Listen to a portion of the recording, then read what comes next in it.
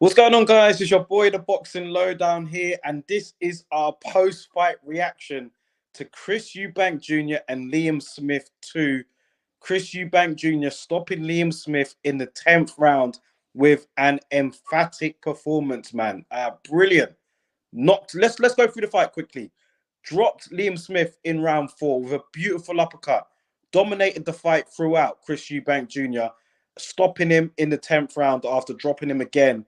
And this really was the best performance for me of Chris Eubank's career. He walked into enemy territory under that sort of pressure, losing to Liam Smith only a few months ago, back against the wall, under pressure, walking into enemy territory, new trainer.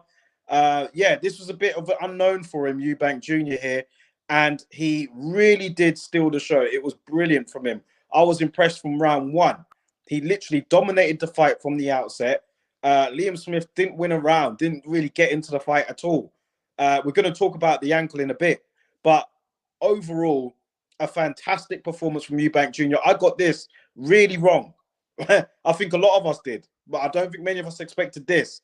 But fantastic performance from Eubank Jr. And let's get your thoughts on it, man. We've got quite a few people in the chat. Let me shout them out first of all. We got Ian Hamilton in here. We got Michael Maxwell in here. Harvey's in here. Francisco's in here.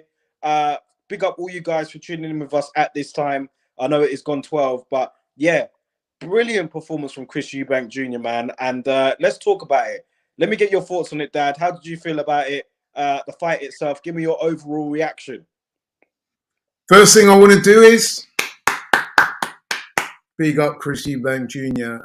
I'm struggling to think of a performance in his career that was better than tonight. If there is one, it can't be much better than this. He was superb tonight, man. And you know what? I was saying, and the other thing I was saying as well, I'm so happy to be proven wrong. I predicted that he would get beat tonight. I thought he would lose the first fight. I thought he was going to lose this fight. I did say, though, in our preview show that I would like him to win. So I'm so happy to be proven wrong because his career was on the line. And boy, did he win emphatically. I thought he won every minute of every single round. He was superb tonight. Came out behind the jab. Wasn't too greedy. Even when he was landing, he didn't go overboard. Could have got Smith out of there in the 4th when he knocked him down with that, like you said, that superbly timed uppercut. Went after him. Let's be honest, man. Many referees, not just in this country, around the world, would have stopped that fight. And he just totally dominated him. I mean, which one was more dominating, him tonight or Crawford and Spence? Because to me, it was on a par with that. Absolutely beat the crap out of Liam Smith. Yeah. Absolutely. So you got to give it to Eubank, man. I wasn't sure that he had any performances in him like the one we saw tonight, you know what I mean? Because I thought he'd taken his eye off the ball. I thought that he'd I know he trains hard, but I think his focus has not been there past couple of fights. As I said constantly, the hookup with Roy Jones was disastrous, and I think you saw that tonight. I mean, with Bomac, listen, Bomac's not going to turn him into a world champion overnight. But I said in your preview that the one thing that Bomac could do was come in and provide a bit of structure, get him to concentrate on the basics, and he did that, and you saw the difference. He wasn't trying to fight like Roy Jones, leaning his head to one side, trying to be too cute when that's not his game. He boxed a very intelligent fight as well. Like I said, he didn't go get too greedy, and he just broke the man down, just beat him up, man. Old school style. Brilliant performance. Brilliant. 10 out of 10. A brilliant performance from Eubank, man. Very matured, very disciplined. He really went in there with purpose tonight. And I said, even though I was picking Liam Smith to win this, I did say I liked the demeanor of Chris Eubank Jr. going into this. There was none of these silly taunts and, this underestimating of Liam Smith. We know how tough he is. And even tonight, even though he was brutally dominated the way he was, you still saw his toughness in there. He was ready to carry on. Smith is, as I said before, he's a hard man. I was really impressed with the demeanor of Chris Eubank Jr. going into this. And it showed throughout the fight. And how about Bomac, man? Coming over from the US and bringing that winning feeling over. Eubank Jr., like we said, under Roy Jones, wasn't impressed at all. Haven't been impressed with any of his performances recently.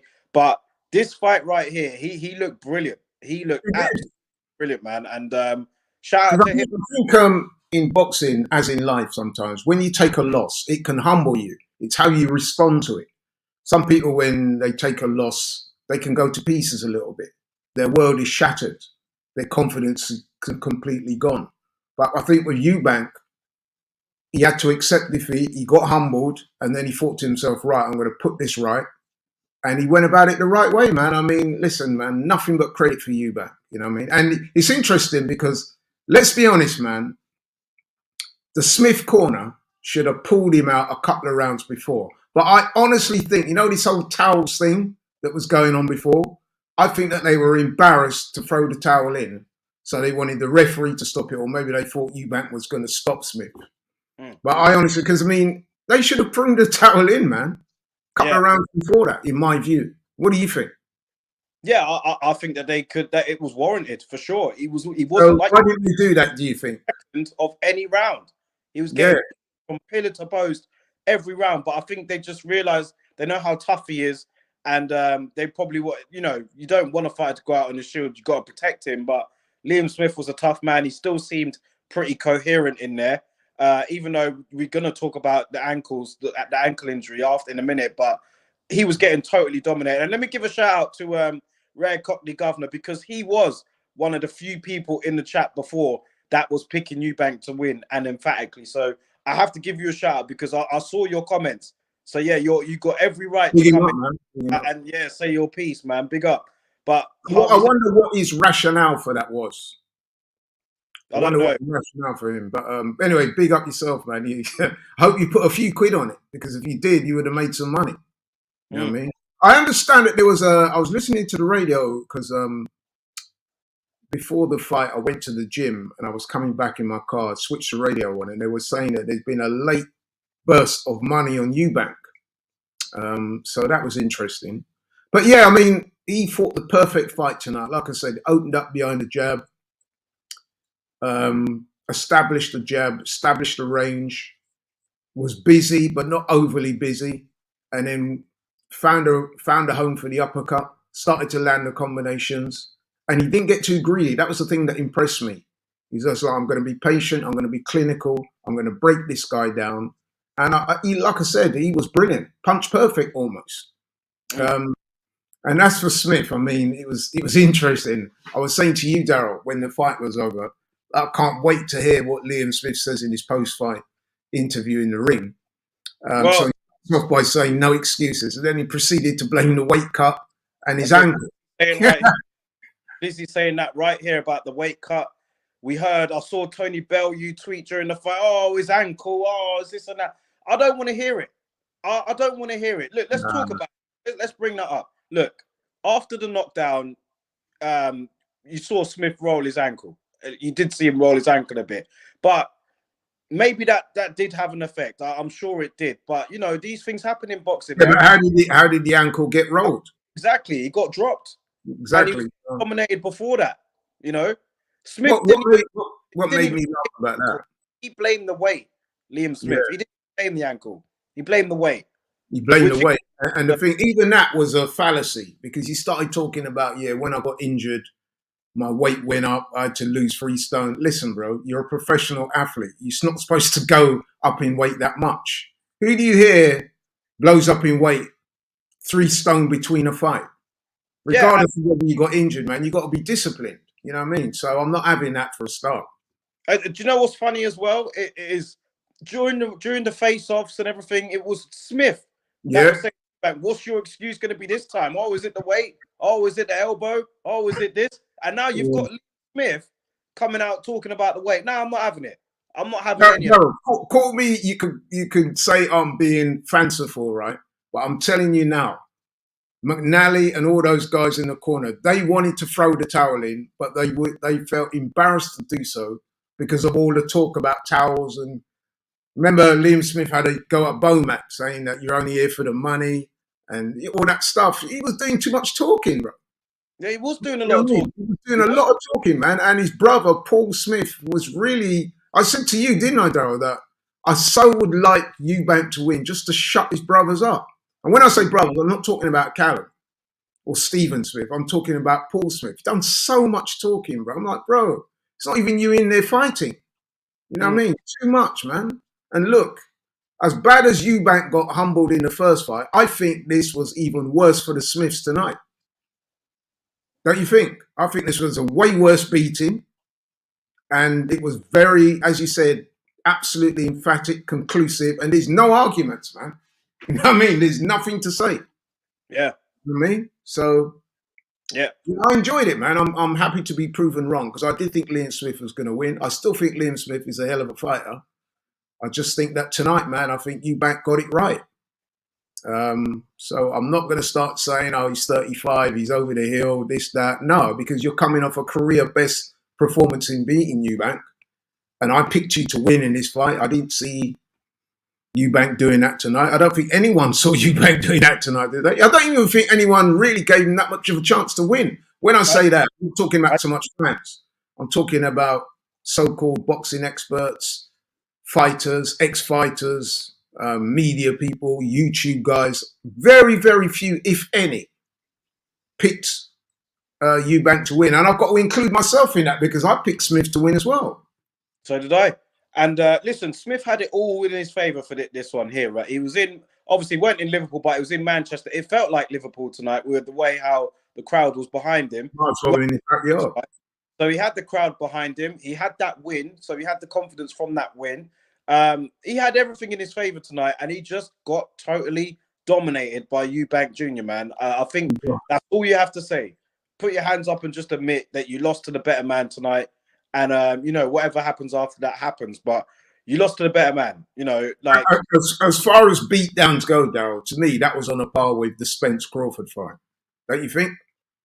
Well, like it was, I don't know. I think that beating was more brutal, the Crawford one on Spence. I think that was even more brutal. But that got hard to watch. Or was he just more surprised with that one?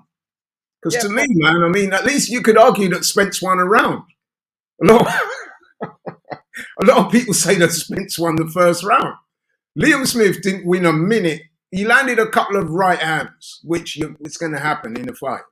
But apart from, and when he did land, man, they did nothing to Eubank. But seriously, man, Eubank absolutely beat the crap out of him.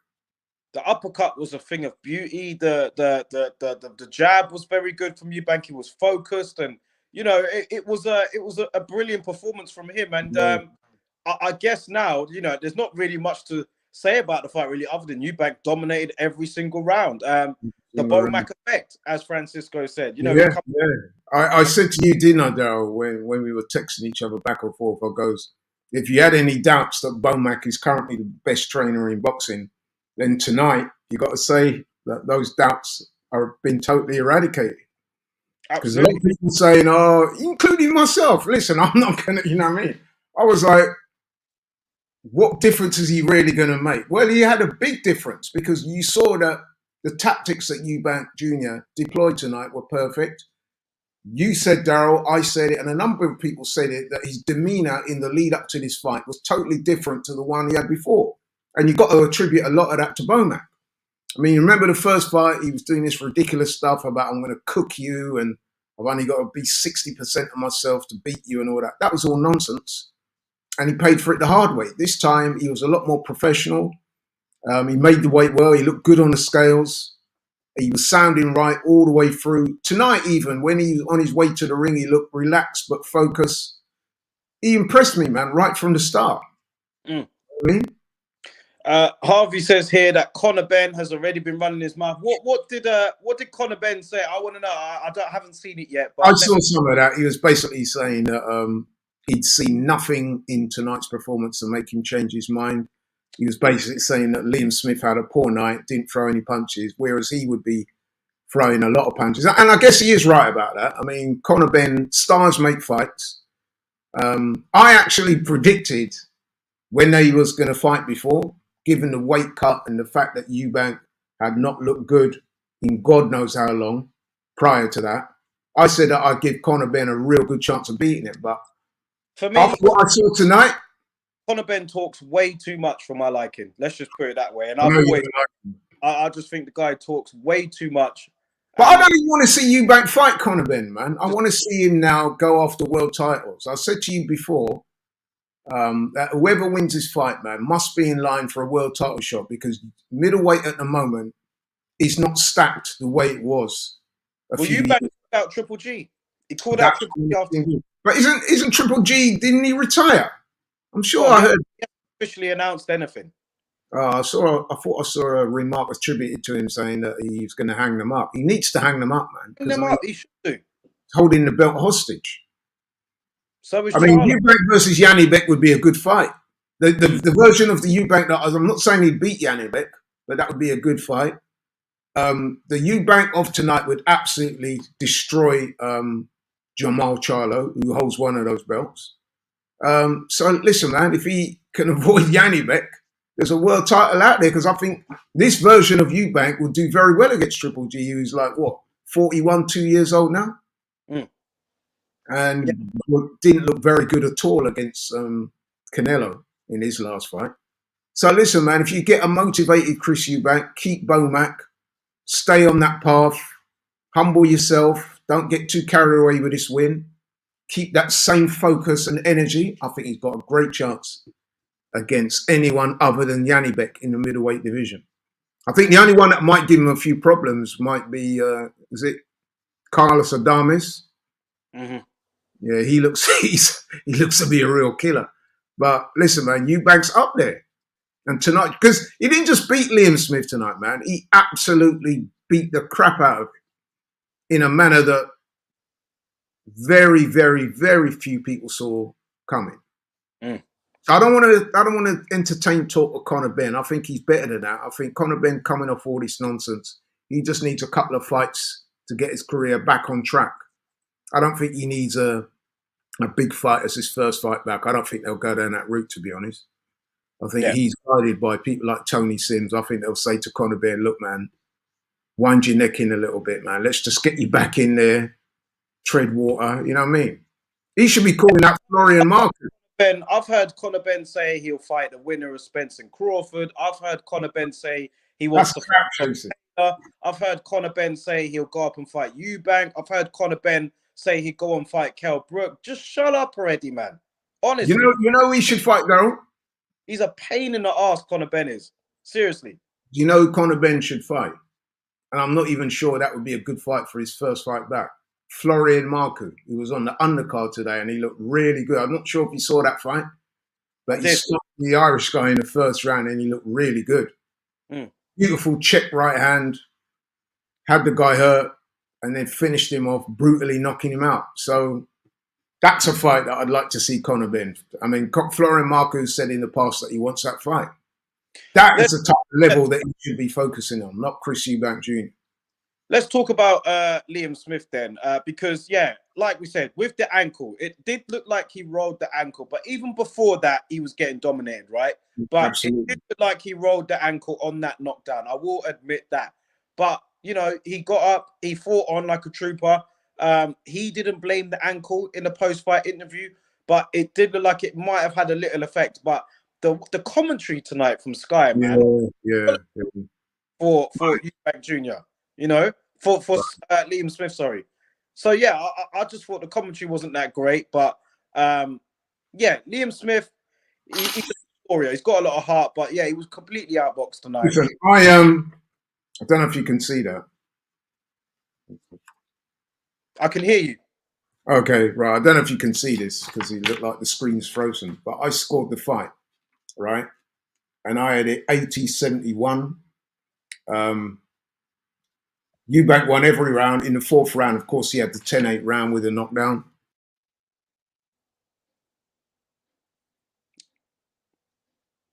I think Pups has gone, but here I'm sure he'll be right back. Let's get to some comments here from you guys, man. David Smith says, I'm not a massive fan of Eubank, but fair play. He was humble after the victory. He was humble. It was good to see.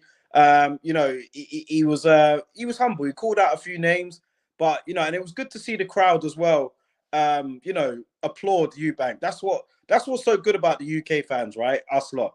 We might boo you going into the ring, but we'll show you your respect once you get out of it, you know. So fair play after that performance. WM, my brother says here, this scenario was no different to AJ getting caught by Ruiz and then schooling him in the rematch. Michael Maxwell says Ben will get, yeah, he will get punched up, man. I'm not feeling Conor Ben, as you guys can tell. I'm not feeling that guy at all. Francisco says, right, going forward, Eubank called out Ben and Brooke. Shouldn't he be calling out Yanni Beck or one of the other champions? I'd like to see him in there with those guys. Well, Chris Eubank Jr. did call out Triple G, and I guess Triple G, he still holds a title in middleweight, right? But what is Triple G doing right now? You know, he's literally like taking a break from boxing. We haven't heard anything from him so far. It's been a long time since we've heard anything from Triple G and what he's doing. He's what, 41, 42? He's clearly not going to be fighting on. I can't see him getting motivated to fight anyone now. That one against Canelo, the third fight, appeared to be his last hurrah. He's not going to be motivated to fight anybody else, I don't think. So Triple G should just be open and honest and just give up the belt. I think he, or has he given up the belt already? I'm not sure, man. But like, if he still got it, he needs to give it up and just announce your retirement. If Eubank Jr. is calling you out, then you must still be an active fighter. But yeah, I haven't heard a thing from Triple G, and I'd like to know what's going on there. Let me get my dad back in here on the stream. I'm just literally talking about Triple G and what his situation is right now. Eubank Jr. did call him out as well in the post-fight interview, but we haven't heard a thing from him since, you know, he lost to Canelo. What's going on with Triple G, man? And Eubank, I guess he's always called out Triple G, right? But you know, now probably be a good time for him to fight him. The middleweight division must be the most disappointing and chaotic division of all the weights. And when you consider that the middleweight division is traditionally what they would call a blue ribbon weight class, you know what I mean? It's a real shame. You've got Jamal Charlo, who's been champion for God knows how long, has not defended his belt. And then you've got Triple G, similar thing. The last time he defended that belt was against the Japanese fighter, who's since retired. So it's an absolute joke what's going on in that division. Yes, you've got Yanni Beck, who's a very good fighter, by the way. He's fighting, but it seems that no one else who holds a title belt in that division is fighting. Absolutely ridiculous. I don't know what the governing bodies are doing. Don't they want any sanctioning fees for their belts? I mean, what's going on, man? And surely they should strip these guys and get people who want to fight for them. Yeah. And I'm pretty sure that Eubank Jr., especially after tonight, must be in the shake-up for a world title shot. Yeah. Just before we cut off, I was talking about the commentary. And I was about to agree with you, man. I thought the commentary was really poor. I mean, luckily, terrible. Me, right, whenever these big fights, I score them. And as you can see there, that was my scorecard. At the time of the fight, I had Eubank well up. He won every round, and including a 10-8 round in the fourth. Where, incidentally, I'm going to say this as well, I thought the referee, man, he looked to me like he was a bit of a homer, man. You know what I mean? Many referees across the world would have stopped that fight in the fourth round. I guess it turned out to be the right decision because Liam Smith, you know, did fight on for another, 4 more rounds. And even when he got stopped in the 8th, he was still complaining. But that was a bad beating he took, man. David Smith says here, do you think Liam Smith will retire now? Let's talk about what might lie for him now. You know, there is the third fight with Eubank Jr. He could look for that rubber match because it is 1-1, you know. So by all means, he's got every right. He's got every right to push for a third fight with Eubank Jr. He is campaigning at middleweight now, and the middleweight division is open. So, you know, Liam Smith, he's not going to be interested in fighting at domestic level anymore. So he's going to try and push for, if he can't get Eubank, then he might push for one of the top guys of the division. I don't think he should retire. I don't think he will. He definitely won't want to retire on that performance there, but will be interesting to see what happens and where he goes next, Liam Smith. Marley Worth says here that Eubank should go for the vacant belts. Middleweight isn't particularly strong anymore. No, it's totally open for really. It's open for anyone, right? Andy Kenyon says here, what a good performance finally from Eubank. Felicity says here, Liam Smith built a fan base of the Eubank name, when you think about it. Michael Maxwell says here that Eubank should be fighting for a major world title going forward. And Harvey says here, love the old school from Laurie, using a pen and paper to score. I'll use an app. I know he got hotted up about this before, about using a pen and paper. I think it was WM. I think he said, like, yo, why are you not using the app? But you're not going to convince him to use the app, man. He's going to be old school and have that pen and paper and score those rounds, man. I'll just use it on my phone, really, whenever I score a fight. But this one wasn't hard to score at all. It was very easy to score. Liam Smith got dominated pretty much from every round. I think it was a shutout, really, to be honest. I don't think I gave him any round. Dropped in the fourth, obviously, so that was a 10-8. So, yeah, very easy to score, this fight was, man. Complete dominance from Chris Eubank. Rare Cockney Governor says here, this is why I like this channel, because these two know their boxing. Hey, bro, big up, man. I appreciate you, man. We'll get Pups back in here right now. Listen, I got you in here. We won't be too long. We won't be too long left in here. We'll give it another 5 minutes or so. But yeah, just your Francisco's comment here. Triple G vacated his belts because he didn't want to fight the mandatories. The champions are Charlo, Yanibek, Lara, and I can't read that. Galitaria. Well, yeah. I thought that was the case. I thought I saw where he'd given up the belts or had retired, something similar to that. But yeah, listen, I mean, Lara must be getting on for 40 years old himself. Aries Landy. There was talk of him fighting Danny Garcia for one of the belts. I don't know what happened to that fight. It's obviously not happened yet, but I know that there was talk about that. Gualtieri, I don't know too much about. But listen, man, there's a pathway there for Chris Eubank to become a world champion. I mean, if you can keep that kind of form that he showed tonight and keep the same trainer, not chop and change. And I mean, he needs to stay with Bomac. They've had a really good win tonight. And like I said, I'm struggling to remember a better performance from Chris Eubank Jr. I mean, with the night he beat DeGale looked really good in the Super 6 tournament when he went over to Germany. I think he knocked out Yildirim. At the time, Yildirim was said to be decent. That was a good win.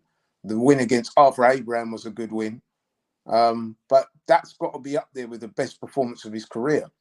Yeah. So yeah, man. I mean, there's lots for him to fight. And with regards to Liam Smith, you spoke about him earlier. He won't want to retire on that. Liam Smith is a very machismo kind of guy. He's blamed the weight cut. He's blamed the ankle. I'm sure that a lot of people will be only too ready to accept excuses. You know what boxing's like. So ironic. So ironic. And I picked Smith to win, by the way. Yeah. So ironic. He's everyone did. After what he was saying in the pre-fight to Eubank, in the face-offs. Oh, what's your excuse going to be now, man? You're going to blame the weight? You're going to blame this? You're going to blame the elbow? You're going to blame that? Like, and then, you know, I just think that's so ironic. So ironic, man. It is ironic. But we shouldn't be surprised, man, because I've said it on your show before. Boxers are the biggest excuse makers in sport. No other sports people or athletes make excuses like boxers do. A boxer will literally look you in the eye and say, I've got no excuses, the better man won. And then within seconds later, they're blaming an injury, they're blaming the weight cut, they're blaming all sorts of things. You know what I mean? With Deontay Wilder against Tyson Fury, that was just the tip of the iceberg, but they all do it. And I guarantee you, if Tyson Fury ever loses, he will have a bag of excuses as well. Yeah, everyone's saying you need to get the app. They're saying stop scoring on the pen and paper and get the app. But like, you know what? I've got the app, you know, but I'm old to score this fight. We didn't need no pen and paper, no app or anything. It was no, that but easy. You know what? I always do that because especially when I think the fight is going to be competitive. If I thought it was going to be a blowout, I probably wouldn't have scored it. But I knew that I thought this fight was going to be competitive. Because although I thought Smith would win, I did know that Eubank would put up a much better performance this time. I said that on your show. So I was saying 115, 113 to Smith. I think I even said it could be a bit higher than that. 116, 112. But I certainly didn't see this coming. A bit like the first fight. I tipped Smith to win, but I was very surprised when he stopped Eubank. Likewise, I'm very surprised that Eubank has stopped Smith. But what I would say, what makes this win a little bit better is because if you remember in the first fight, even the stoppage kind of come out of nowhere, didn't it? Because Eubank had a good third round against Smith. And then in the very next round, he got poleaxed. But with this one, from start to finish, one man was dominant. Yeah, yeah. So, as I said, man, it was as emphatic, maybe not quite as emphatic, but in that ballpark of the Spence Crawford fight. Well, yeah. Well, let's just wrap it up here, man. Have you got anything further to say on anything that stood out for you on the undercard tonight? Before we Yeah, wrap. like I said, the undercard fights that I saw, the guy that impressed me the most was Florian Marku. And I'm saying to Conor Ben, if you want to big up yourself that much and talking about you want the big fights, go in there with the Albanian nightmare, man. I mean, he draws a big crowd.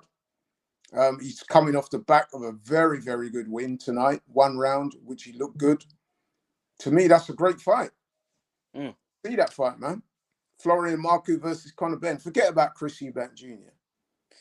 Michael Maxwell says here, how would Eubank fare against the Charlo versus Canelo winner and loser in you two's opinions?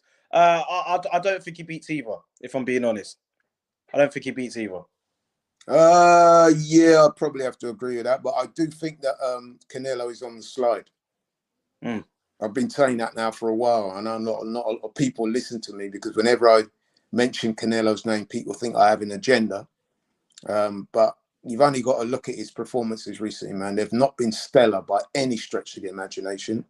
He looked less than impressive against John Ryder. I mean, there were in spots when he landed some good shots. I mean, he put Ryder down, which is not an easy thing to do. But overall, it was less than stellar, wasn't it? Let's be honest. It wasn't the type of performance that you could say, yeah, man. Look at the Triple G performance wasn't that was a very dull fight between two guys who looked like they're over the hill, if you ask me. So if you're Eubank Jr., man, you should be wanting those fights. I'm not saying necessarily he beats Canelo because it's almost impossible to get a decision over Canelo anyway. So unless you can stop him, you're probably not going to beat him, which is probably what Jermell Charlo's going to find out in a few weeks' time. But nevertheless, if you are Eubank Jr. with the win you've had tonight, how good you look, the vibes, the confidence, everything else. I don't want to hear you talk about Conor Ben and people like that. You should be targeting the champions. Because to me, you're back up on that level now. Something that when he was cavorting around with Roy Jones, it just goes to show, man. I said it to so many people, man. Roy Jones was a bad influence on Chris Eubank Jr., man. I mean, you saw that tonight. Can't put it all on Roy Jones. Well, I can't blame it all on him, yeah. But I mean, you know me. I said from the first time they hooked up, I didn't think that was a good idea. And there wasn't one fight he had with Roy Jones that he looked good. No. And now they've parted. Is it a coincidence that now they've parted? He's brought in Womack. He's looked his best ever. That can't be a coincidence, can it? Surely. Well, yeah. Well, listen, let's see what Eubank Jr. does, man. It was a brilliant win tonight. Definitely got that prediction well wrong, but congratulations to him on a fantastic victory. Commiserations to Liam Smith and the team. He did show a lot of heart. He is a true warrior. I'm sure he'll bounce back. But listen, we're going to wrap that up for tonight, man. We'll do the show next week where we'll touch on the aftermath of, the fallout from this fight. I'm sure there'll be a lot more to discuss then. But until then, guys, thank you all for tuning in. We'll catch you guys on the next video next week, man. Peace out. Enjoy the rest of your evening and weekend.